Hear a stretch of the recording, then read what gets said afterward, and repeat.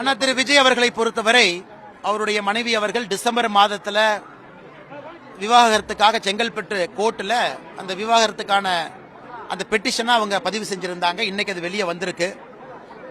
நான் எப்போதும் சொல்வதுதான், இது 3 பேர்த்துக்கான பிரச்சனையா தான் நான் பார்க்கிறேன். நடிகர் விஜய் அவர்கள், அவருடைய மனைவி, கோர்ட், நம்முடைய ஜுடிஷியல் சிஸ்டம், இந்த 3 பேருக்கு மட்டும்தான் சம்பந்தப்பட்டதாக நான் பார்க்கின்றேன்.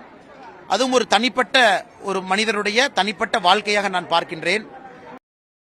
நீதிமன்றம் பார்த்துக்கொள்ளும் தீர்ப்புகளை சமூக வலைதளங்களில் உட்கார்ந்து கொண்டு விஜய்க்கு எதிராகவோ இல்லை சங்கீதாவுக்கு எதிராகவோ எழுதுவது வன்மத்துடைய உச்சம், அயோக்கியத்தனத்துடைய உச்சம். இதை சாக்கா வச்சுக்கிட்டு சங்கீதாவுடைய கேரக்டரை எவனாவது அசாசினேட் பண்ண நினைச்சா, சங்கீதாவுடைய குணாதிசயங்களை கேரக்டரை அதை அசாசினேட் பண்ண நினைச்சா, அதுக்கப்புறம் பார்த்துட்டு பொறுத்துட்டுலாம் கடந்து போக முடியாது. மறக்காம சர்ப்ரைஸ் பண்ணுங்க. தேங்க்யூ.